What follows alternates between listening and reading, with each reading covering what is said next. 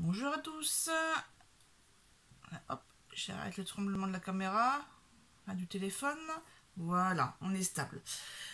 Donc je disais bonjour, nous sommes le dimanche 29 décembre. Et oui, on est encore en décembre. J'ai dû retourner chez Action pour du rangement. Je vais vous montrer. Tout ça parce qu'en fait, mes parents nous ont offert de l'argent pour Noël. Donc, je les en remercie, même s'ils ne verront pas cette vidéo. Là, c'est un peu compliqué pour... Enfin, quoique mon père est tout le temps sur la tablette en ce moment. Donc, on ne sait jamais s'il tombe sur la vidéo. S'il voit ma tête en suggestion. Donc, je disais... cet argent a été très utile pour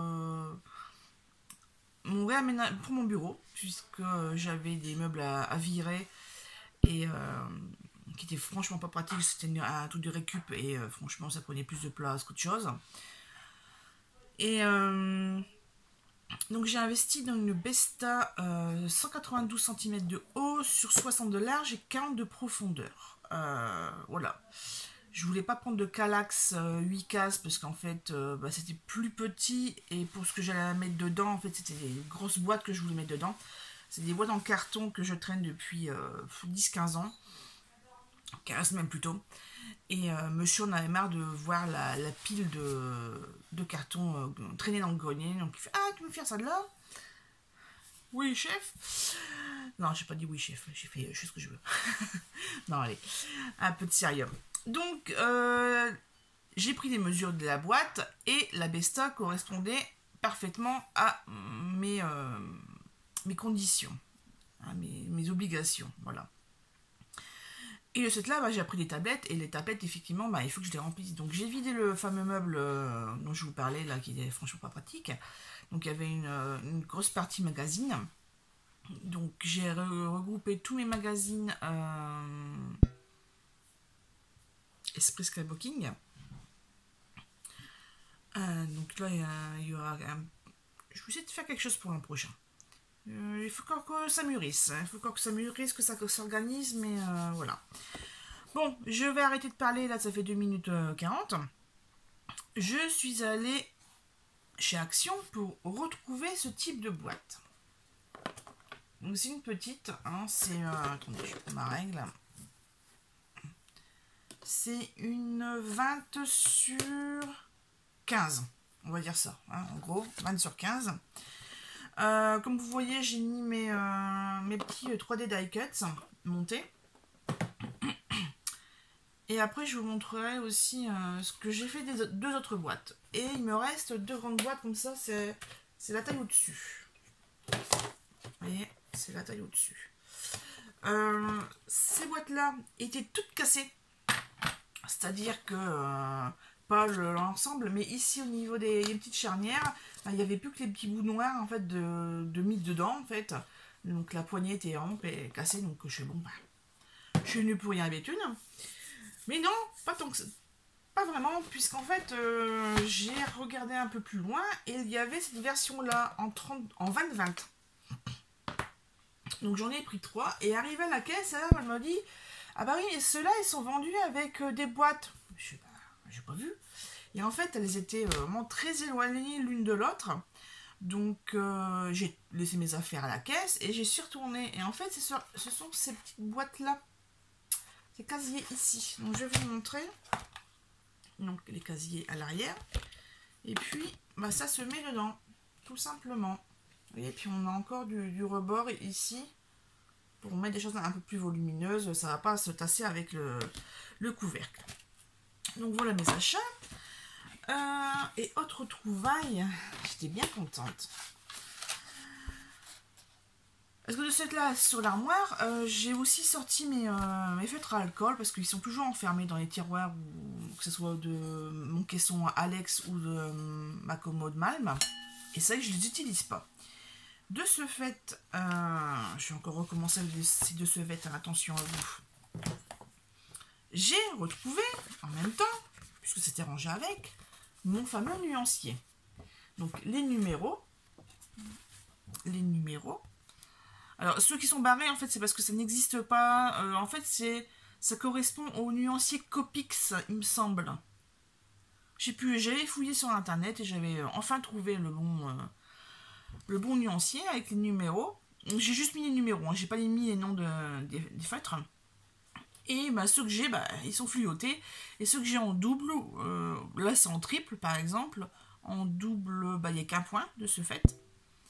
Et là, bah, par exemple, le 41, bah, j'en ai 4 exemplaires. Voilà, donc j'en ai 3 en plus. Sachant que les feutres Action ont tendance à sécher, puisque c'est pas de la hyper bonne qualité non plus. Enfin, tout le monde le sait, hein. C'est pas la qualité pro, c'est largement suffisant pour ce que je fais. Donc j'ai voilà, les doublons, etc. Je les garde pour l'instant. Le jour où j'en aurai marre, voilà. Je ferai peut-être une vente. Il y avait des lots des boîtes de 12 à 4 euros. Et en fait, il restait plus que la boîte marron. Je me souviens que je vous l'avais montré. Je sais plus. Bref. J'ai regardé dans les lots de 3. Et avec le fameux nuancier, et ben, j'ai pu voir que il y avait beaucoup de crayons que je n'avais pas encore. Donc j'ai pris le rose que je viens de vous montrer, le jaune, le vert clair, le bleu gris et les marrons. Il y avait encore un rose, mais en regardant bien, parce que vous voyez, en fait ici il y a 3 couleurs, ça ne va pas faire le focus, mais ici c'est marqué les noms, enfin de ce qu'il y a dedans en fait, dans la boîte. Sauf que, ben, en fait, il y avait 2 crayons du même numéro, donc je voyais pas l'intérêt de prendre des doublons. Et comme il y avait que la pochette là en rose clair, et ben tant pis, hein, j'essaierai de trouver ailleurs. Donc j'ai acheté ceci. Et puis, ben, parti, comme j'étais avec les feutres à alcool, je suis retournée dans un magasin à côté que vous connaissez, si vous êtes du coin.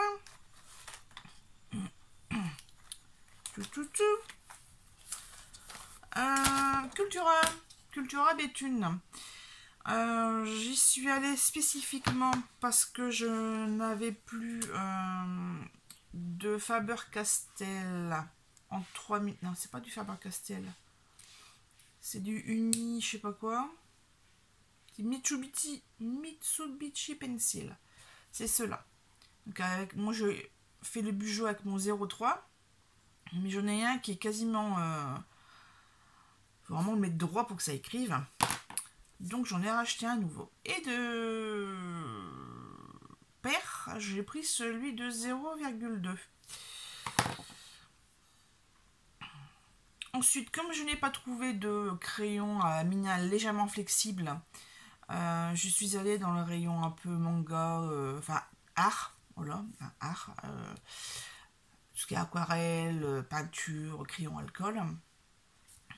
Et j'ai passé un bon petit moment, puisque j'ai essayé les brushes de Faber-Castell. Et en fait, j'ai vu qu'il y avait le C, c'est pour la calligraphie. Donc en fait, il est biseauté, le petit machin là. Vous voyez, je sais pas, on verra, fera pas le focus. Mais voilà, c'est une pointe plate. Et j'ai essayé, et comme moi j'aime bien... où est-ce que je l'ai mis? Voilà. Chez Action, il faisait les calligraphies comme ça, pareil, en 2.0. Donc là, c'est la couleur dorée ou... Et en fait, j'aime bien écrire avec ça. Les pointes biseautées, j'arrive bien à écrire avec. Donc je fais bon, bah allez, c'est parti, j'en prends un. Donc ça me fait trop de crayons, trop de nouveaux crayons pour mon Bugeot. Et en dessous, il y avait les marqueurs alcool. Et donc j'ai sorti mon autre nuancier, puisque je vous ai montré le nuancier Twin Marker. Mais j'ai un autre nuancier pour mes crayons Stampin' Up et aussi mes crayons graphite. J'en ai testé plusieurs. Et j'ai pris Le 82,50, c'est le anis. Et le 72,40 qui est le turquoise. Voilà. Ceux-là, je vais vous montrer les pointes si vous ne connaissez pas. Donc on a une pointe fine.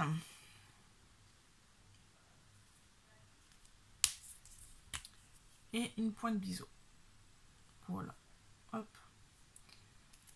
Donc ça va aller dans les petites choses, dans les petites boîtes. Alors, justement, j'ai pris les petites boîtes parce qu'en fait, les crayons passent nickel. Voilà. Je vais vous montrer sur l'arrière plutôt. Ah mince. Voilà, en fait, ça passe pile poil impeccablement bien dedans. Donc, c'est parfait. Je vais vous mettre sur pause et je vais vous montrer l'intérieur de l'armoire. Voilà, donc j'ai bougé de place. Donc voici les fameuses caisses que je devais ranger. Entre autres, là, ça c'est ce qui est au-dessus. Ici derrière, vous voyez la boîte noire. En fait, c'était un kit de Goxan. Je ne sais pas si vous connaissez. C'est une scrapeuse du Lançois qui faisait des choses super. Elle était d'été pour Florilège Design et la boutique Variation Créative. Et voilà, le fameux meuble qui va jusqu'en bas. Bon, alors ici, non pas de ce fait, hein, j'ai rangé première étagère, tout ce qui est magazine. Donc, histoire de page, Esprit Scrapbooking. Là, tout ce qui est hors série, pardon. Et puis là, les petits que j'avais en plus, genre Moment Scrapbooking ou Poisson Carte Créative. Là, des albums que je dois continuer au fin. Enfin, celui-là, il est vide. Celui-là, il est. Il y a des photos dedans, les papiers, mais toujours pas commencé. Et là, c'est le spécial musique, en fait. Je vous montrerai un de ces jours. Ici, ce sont les Stampin' Success de chez Stampin' Up. Enfin, les impressions. Voilà, attendez, hop. Je vais vous montrer peut-être les dernières. Voilà, c'est ça.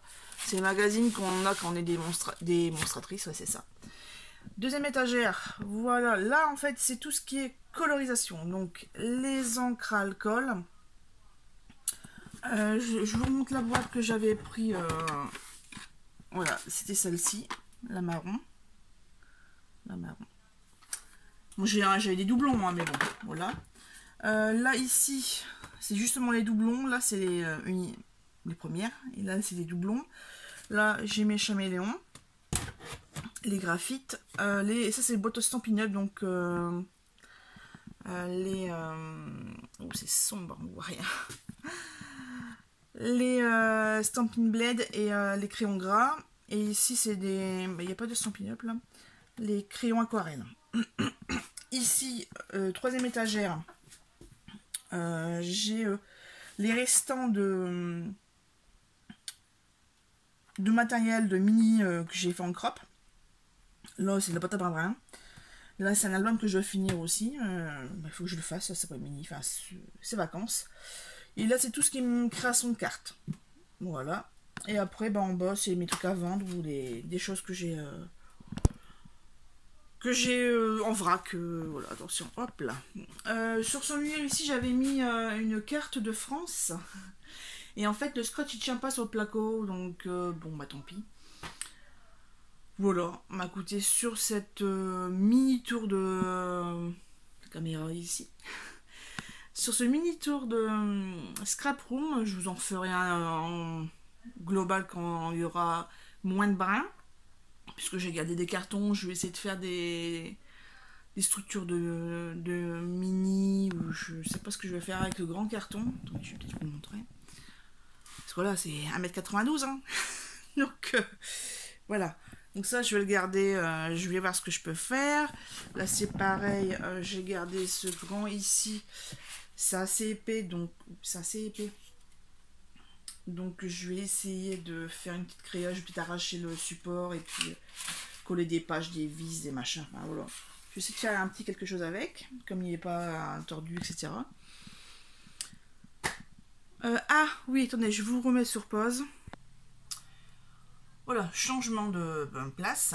Je vous ai mis sur pause pour vous montrer quelque chose qui m'est arrivé là hier.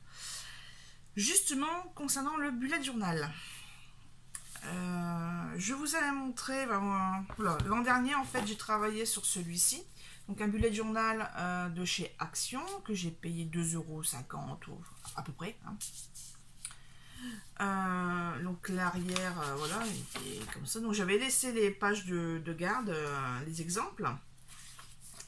Voilà, donc tout allait bien, la couverture à la tenue. Là c'était ma page d'index. Les clés. Donc là, impeccable. Il y a juste l'arrière où, effectivement, ça a craqué. Là, c'était là où je marquais mes achats de chez AliExpress. Ça a craqué. Maintenant, je vais vous montrer le nouveau que j'ai commencé il y a quelques semaines.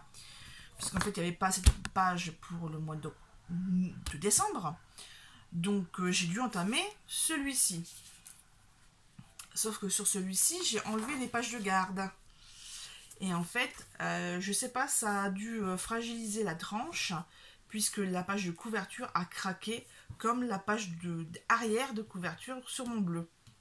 Donc je suis un peu beaucoup dégoûtée. Alors, je sais pas, peut-être que ça vous est déjà arrivé. Est-ce que vous l'avez réparé? Moi j'hésite, franchement j'hésite à le laisser tel quel. Parce qu'en plus j'ai collé des petits stickers de chez Action, qui j'ai pas envie de gâcher la chose avec un gros morceau de scotch en plein milieu. Enfin voilà. Et ouais, j'allais dire de ce fait. Ici c'est pareil, ça commence à se décoller. Ça se voit bien ici, sur l'arrière en fait. Ça, voilà, ça commence à s'arracher. Donc c'est vrai que autant les pages intérieures sont très très bien puisque ça ne perce pas. La qualité le grammage est vraiment bien. À mon sens, après voilà, je ne fais pas du coloriage non plus, donc voilà.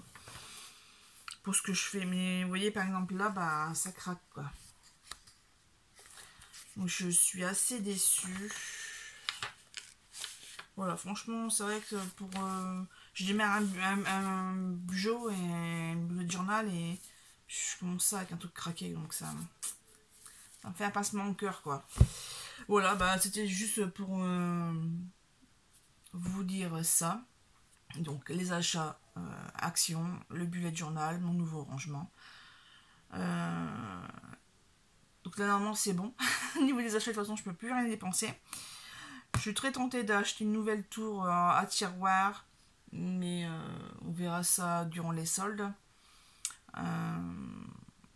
Voilà, si vous avez fait du rangement dans votre bureau ou dans votre atelier, je ne sais comment, ou scrap room, comme vous voulez l'appeler, n'hésitez pas à me le mettre en commentaire pour que j'aille faire un petit tour et puis pour faire profiter les autres personnes qui passent sur cette vidéo. Réagissez aussi au niveau du bullet journal si vous en avez eu la même expérience, et pourquoi pas me donner des idées de marques, puisque j'ai regardé chez Cultura et j'ai vu qu'ils avaient Toga et il y avait un beau, un Covadis, la couverture en une espèce de peau toute douce, sublime, mais à quasiment 15 ou 20 €. C'est pas dans mon budget.